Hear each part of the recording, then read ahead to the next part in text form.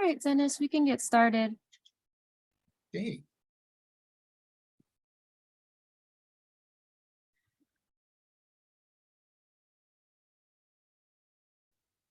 Good afternoon. Whoopsie daisy. Hold on.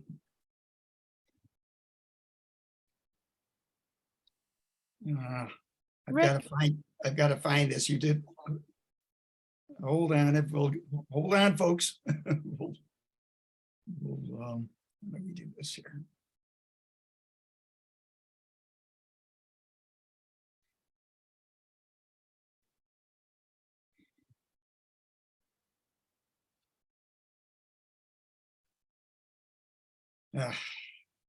Where are they?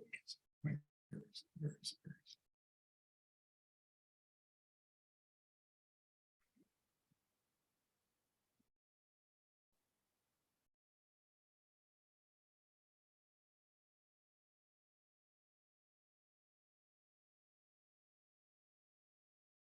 Okay, I think we're ready.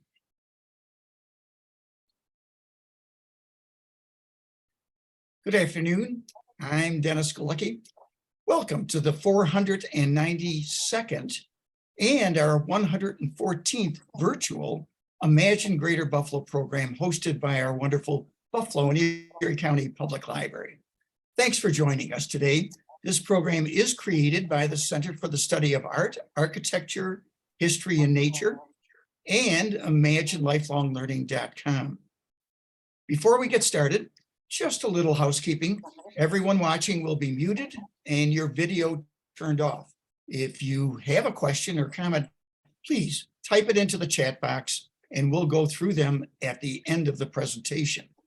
We are recording this program, so you can watch it again later on the Downtown Central Library's Facebook page and YouTube channels, and we hope you share the link with others. Now, on to our featured speaker, Rick Falkowski. Rick has been involved in all aspects of Western New York entertainment during the past 55 years. He is the founder of the Buffalo Music Hall of Fame and the Buffalo Music Awards, former publisher of Buffalo Backstage Magazine, entertainment coordinator of Tonowanda's Gateway Harbor Concerts, former representative of the American Society of Authors, Composers, and Publishers, the ASCAP is its acronym, and a Time Warner retiree. He presents classes on the history of Buffalo music and entertainment and Buffalo history at libraries, community centers, schools, senior living centers, and for various organizations. In addition, Rick is the author of History of Buffalo Music and Entertainment in 2017 and Profiles Volume 1, Historic and Influential People from Buffalo and Western New York in the 1800s. That was published in 2019.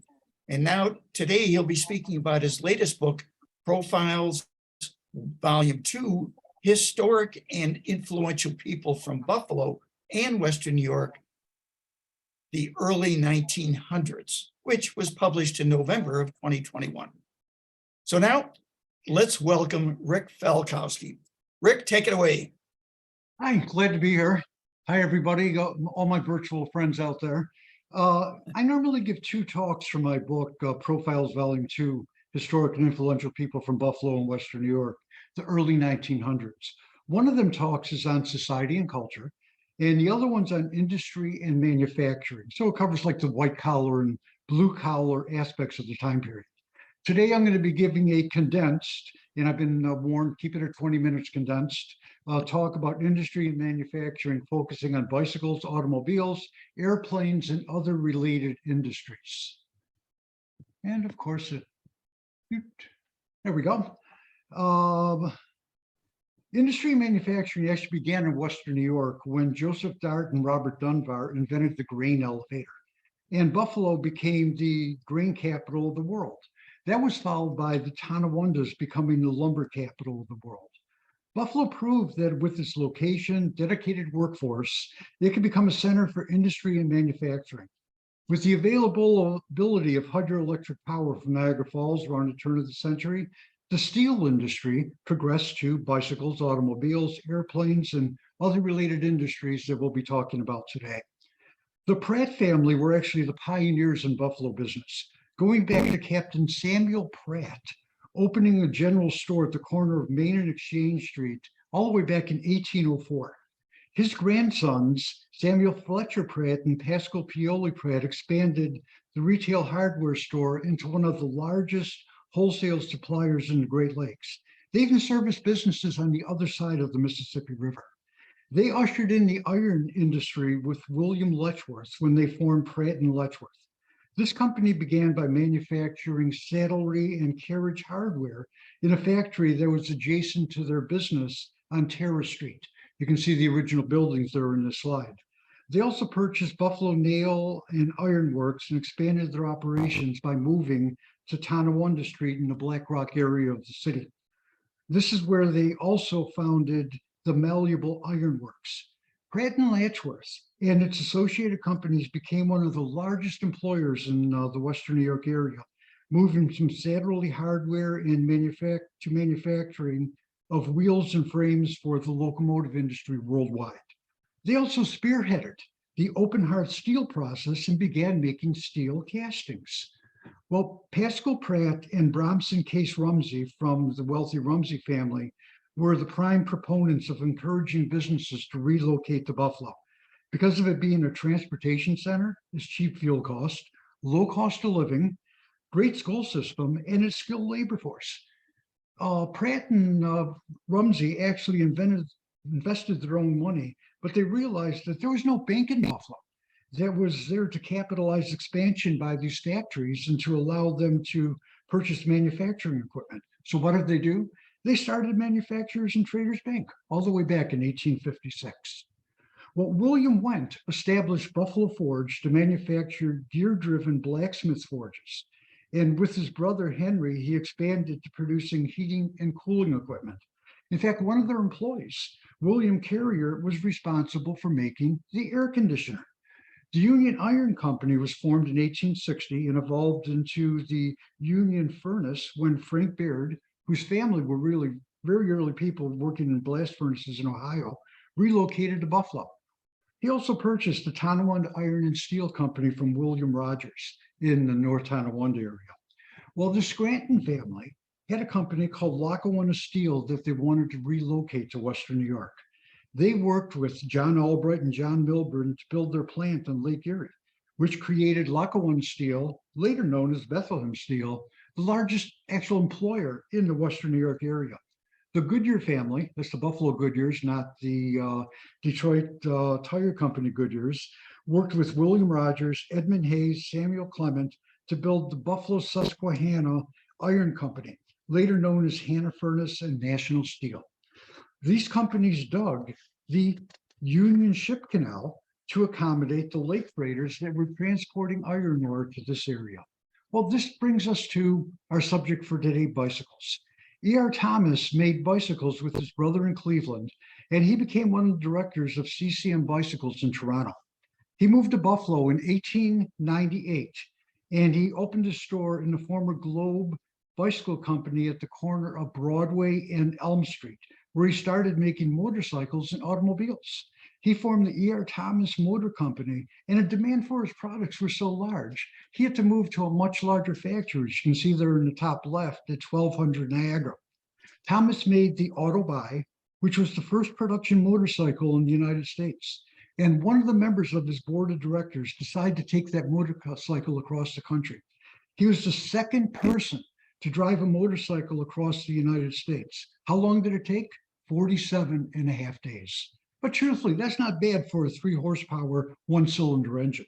Thomas also produced what was called an Auto Tri, a 3-wheeled motorcycle, and even a 4-wheeled version. Oh, that sounds like an automobile. Thomas began making multi-cylinder tour cars that cost $3,700. This was in 1904. That was more money than a house cost. Thomas was also involved in E.R. Thomas of Detroit, which became what? Chrysler Corporation and American Motors. In 1908, a race was announced, but no U.S. car wanted to participate. It was going to be an around the world race from New York to Paris. Well, Ford and Ransom Olds both said they didn't want to enter. Cadillac and Packard said they didn't want to participate. George Pierce of Buffalo's Pierce Arrow said, I don't want to be in it. And even E.R. Thomas from Thomas Motors didn't think the cars would even make it to Chicago. Our president was Teddy Roosevelt. And Teddy was persistent. He wanted an American representative in this race. And he remembered that he met Thomas at the Pan American exhibition. So he persuaded him to enter a car in this race. And George Schuster was the driver of that. The bottom right photo, which you can see there, shows Thomas behind the steering wheel during the triumphant celebration in New York City when the Thomas Flyer won this race. Ironically, this is a stage photo. Why? Because it was everything that Thomas did for the auto industry, creating Thomas Motors, being involved in starting Chrysler and American Motors. He never learned how to drive. So he's sitting behind the steering wheel, but he couldn't move that car. Why? Because back in them days, if you could afford a car, you could afford a chauffeur. Well, George Schuster was the son of a blacksmith who had a shop on Seneca Street, which was located across from the location of the Larkin building. He learned all about forging and welding from his dad. And in the 1890s, he became involved in bicycle racing. So he got a job working for various bicycle companies. In 1902, he was offered a position with E.R. Thomas making radiators for the Thomas one-cylinder that we mentioned, two-seater car. He quickly rose in the company, becoming a troubleshooter, first assembly supervisor, and delivery training representative for people who purchased cars. After the Thomas Flyer was entered in the New York to Paris race, Schuster was named chief mechanic and took over as driver halfway through the race. They were competing against cars from Germany, France, and Italy. It was an interesting race. Got to think about it. There was no roads. There were no gas stations. And when crossing the U.S., the Thomas Flyer encountered snowdrifts where their progress was measured in feet per hour. They were even pulled through snow by horses, giving a new meaning to horsepower. Where there were no roads, Schuster often drove on railroad tracks. But of course, he had to get off them tracks when an express train was coming. They broke a pinion gear. You can see the one picture there right in the middle in Nevada. And Schuster, who delivered the cars, remembered he sold the car not far from there. So he ended up taking that pinion gear, put it on this Thomas Flyer and said, we'll fix it later. He was the first person to drive to San Francisco, and they couldn't get across Alaska because of the ice. So instead of driving across the Bering Straits, all the cars were shipped to Japan. When the Thomas Flyer got to Japan, them and the other cars, they had to be carried around 90-degree turns in Japan. Sometimes they even removed parts of houses to get down the streets. They were pulled up here in China, and they had to make deals to get gasoline, and they were even confronted by bandits in Manchuria. Well, the bottom right-hand picture is really an iconic photo because they were stopped at the Paris border by a Paris policeman. And he stopped them because the law in France was you could not enter Paris unless you had two working headlights. They only had one headlight because one of them broke while they were going through Siberia. So they couldn't get a light off a bicycle. They ended up tying a bicycle on the front of the Thomas Flyer. The policeman said, fine, you can enter the city. And they ended up winning the race. This is going to be the 115th anniversary of the Thomas Flyer winning the New York to Paris race. And this summer, there's going to be festivities in Buffalo. And they're going to all be centered around activities at Pierce Arrow Museum. Well, George Pierce moved to Buffalo all the way back in 1863. He started working for a company that made bird cages, among other things. And he concentrated on bicycles starting in the 1890s. His original factory, you can see there on the top left, was on Hanover Street on the waterfront. And at the Pierce Arrow, the bottom left-hand photo, all the policemen drove Pierce Arrow bicycles because they were considered the best bicycles in the world. Well, Pierce was a marketing genius. On the first day of the Pan Am, he drove his Pierce motorette around the Pan Am. Most people had never seen a car before. What was everybody talking about? Pierce's motorette. In conjunction with the Pan Am, one of the first auto races ever was held between New York City and Buffalo. Unfortunately, it had to be terminated in Rochester due to the death of President McKinley at the Pan Am. However, Percy Pierce, who you can see there in the top left photo, was the winner of the first Glidden race in 1905, and Pierce Arrow cars dominated all the Glidden endurance races for 5 years. In 1906, their business expanded so much, they ended up building a huge plant, which you can see in the bottom right, at 1695 Elmwood Avenue. And the company was sold to George Burge of Burge Wallpaper Company, and he further expanded it, and the Pierce Arrow became the car of celebrities, movie stars, and royalty. When George Taft purchased two Pierce Arrows, center photo, as the official automobile of the President of the United States. Pierce Arrow closed during the Depression because there weren't that many people that could afford $10,000 cars. And today its former factories being converted to apartments. And Pierce Arrow in Michigan has the Pierce Arrow Museum. And they even there have the Frank Lloyd Wright gas station, which was never created. Because of the automobiles, a lot of businesses started in West New York. William Crosby came up with a way to make stamped steel and originally offered it to bicycles and made it for cars. He made so much money on that, they donated $400,000 to build Crosby Hall at UB. Thomas Fetter started out making cans for the Standard Oil Company in Pennsylvania. When the automobile industry started, they got the invention for the radiator. So they started making radiators for all the main cars, including the Thomas car that ended up winning the race. And I didn't know this until I did my research. Between 1942 and October of 1945, all automobile manufacturing was canceled in the United States. Why? Because of World War II. So what did Fetters do? Fetters ended up starting to make air conditioners, and that's what the company's known for. Herbert Champion Harrison also created radiators. First radiator plants there on the left, and Harrison Radiator became one of the biggest manufacturers and still is inside of the Lockport area. John O'Shea started working in the theater industry. And one day he was driving back from the Tech Theater and he hit a guy on a bicycle during a rainstorm at the corner of Virginia and Delaware. He said, "What can I do when I can't see when I'm driving my car?" Well, he heard an engineer had invented something called the rain rubber, which was nothing more than a squeegee that went in between the two windshields that you move back and forth that you can see where you were going. Of course, John O'Shea started Trico, and Trico, O'Shea today is really one of the biggest benefactors and philanthropists within the Western New York area. Well, Buffalo entered the age of airplanes when the Aero Club of Buffalo was formed at the Hotel Lenox in 1900.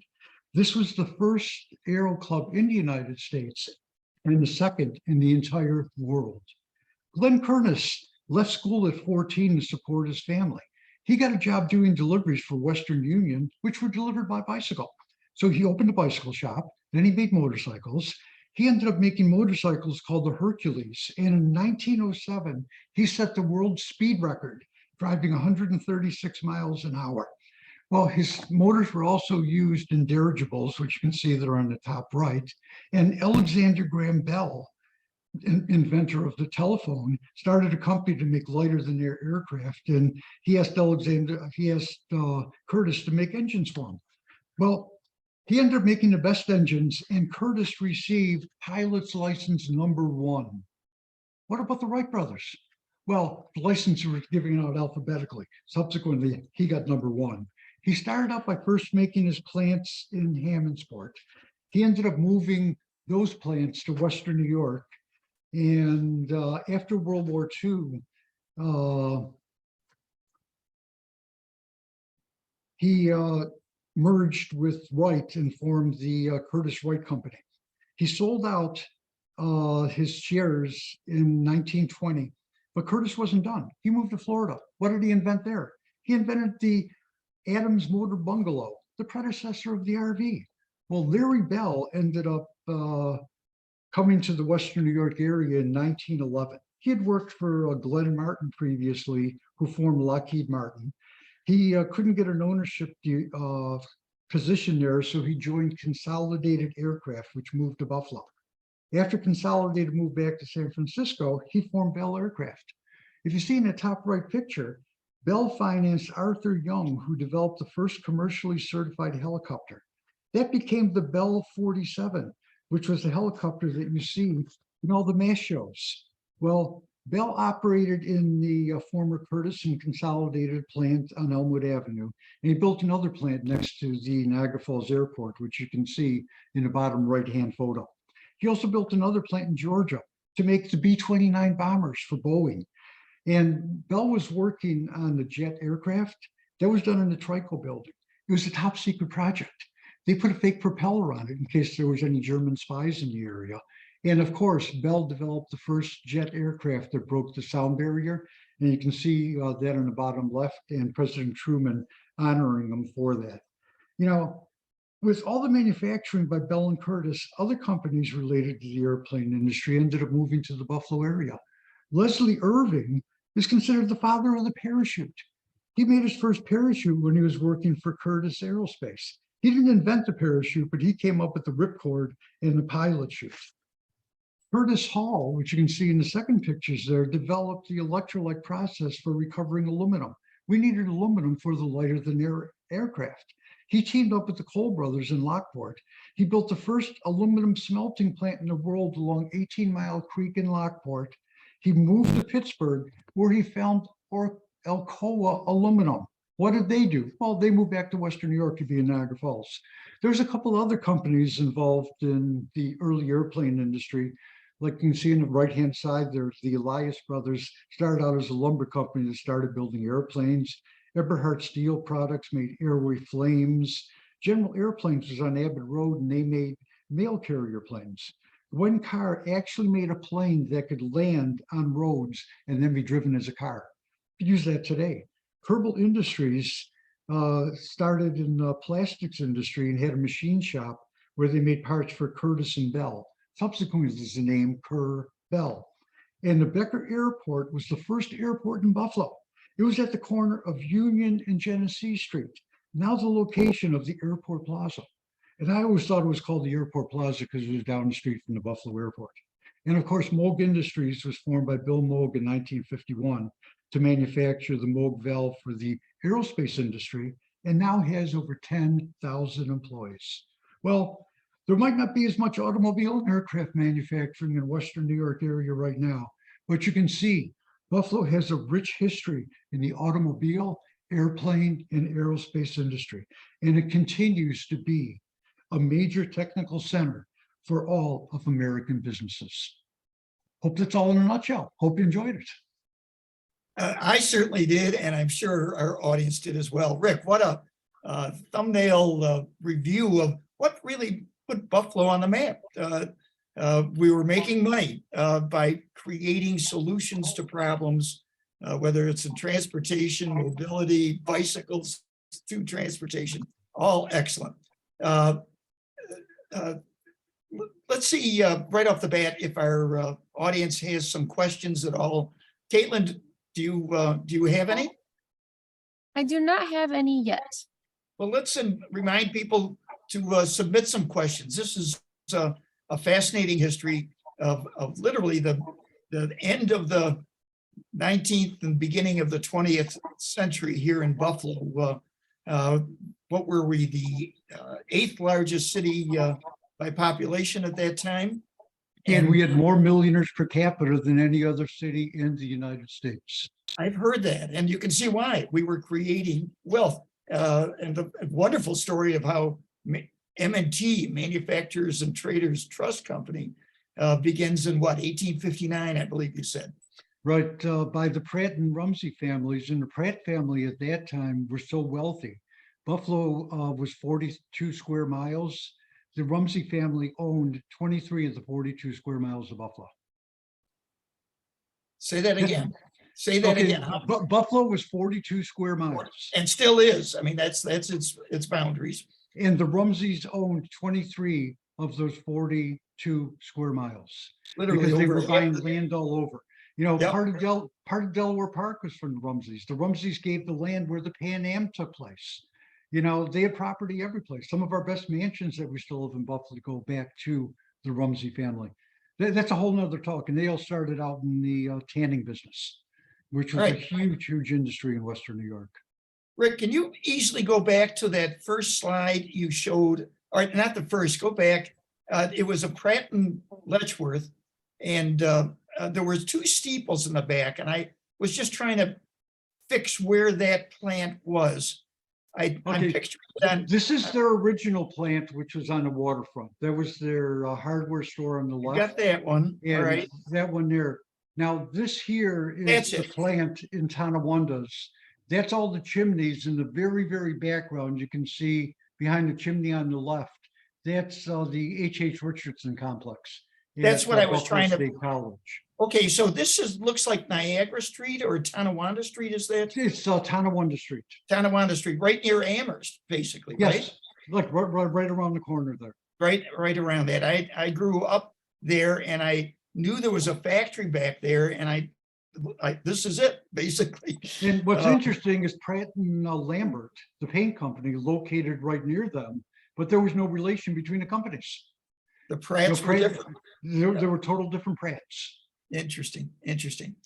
Well, Kate, did we give folks a chance to think of some questions? Yes, we have a few questions. The Let's hear 'em. first one is, how did Buffalo come to host the Pan Am, and what impact do you think hosting the Pan Am had on Buffalo? Buffalo actually lobbied to be able to get the Pan American Exhibition, something we were trying to do for several years. And one of the main things was because of the hydroelectric power. You had the Chicago World's Fair prior to that. Buffalo, Tesla was involved, and we had the City of Light. But Buffalo had everything going for it. What did it do for Buffalo? It showed everybody how Buffalo was such an important location for transportation, all the ingenuity in the Buffalo area. And really, it didn't make money, but it put Buffalo on the map. Yep.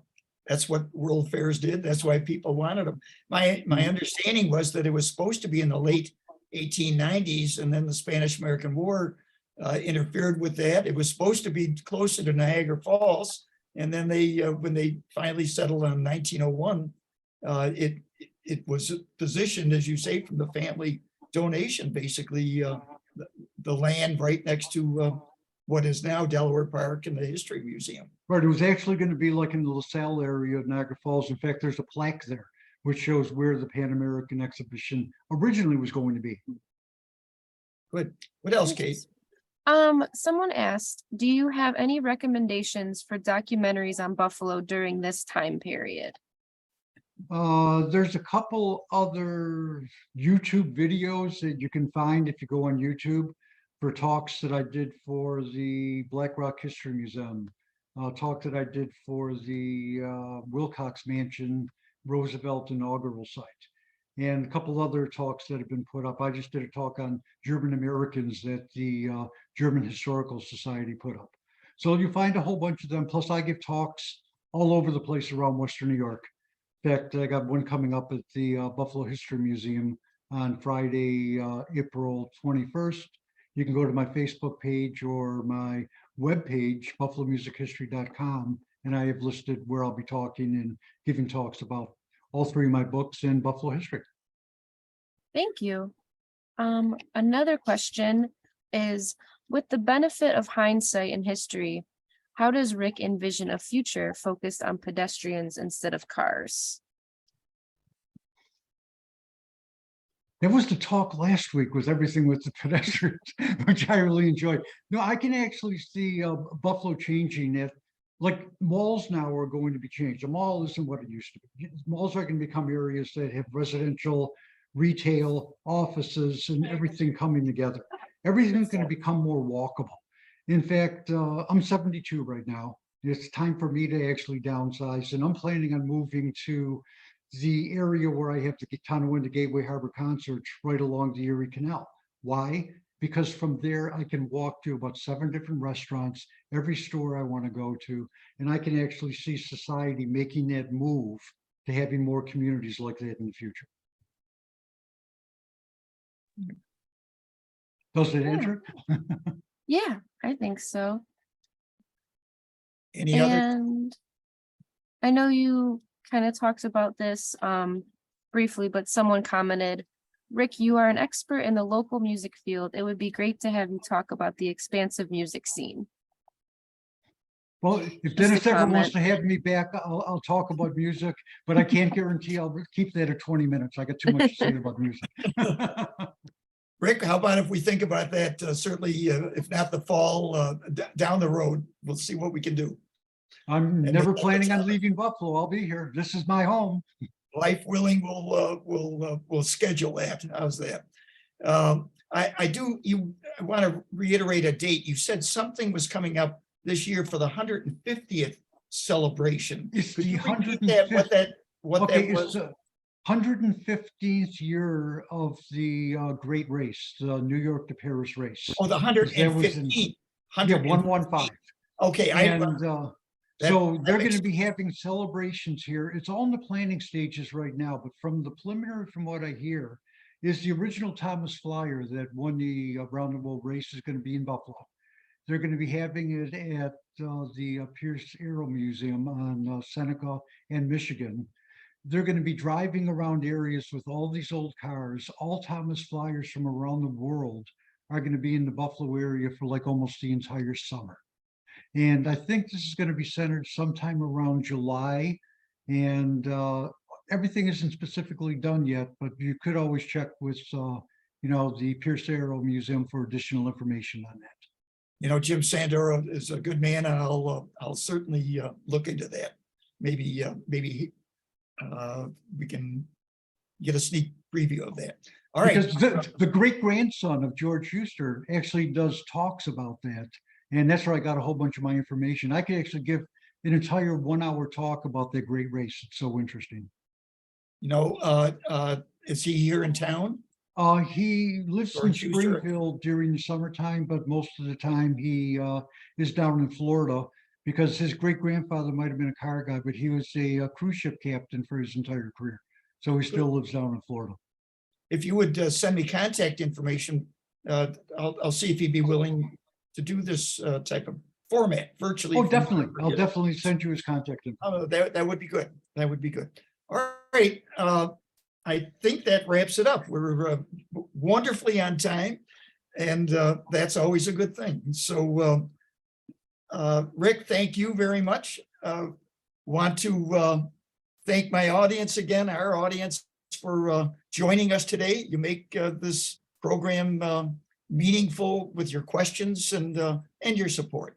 So we thank you. Hope you can join us next Tuesday. This program is every Tuesday, same time and spot, life willing, when we're joined by Kristen Helpman-Weiss and Hamidi Ali from the Providence Farm Collective. Now that's a project that originally was jointly created with the Western New York Land Conservancy. It's outside of Orchard Park, and it's a fascinating story of people from other lands that have settled in Buffalo, that have preferences for their food and have figured a way to grow their own food, keep that tradition alive, and then bring it into the city so that it's used and fresh. You'll hear all about that. It's a great program, and it's right here in Buffalo. So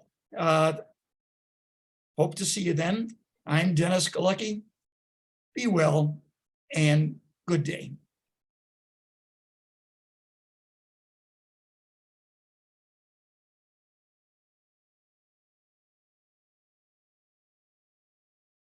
Are we off?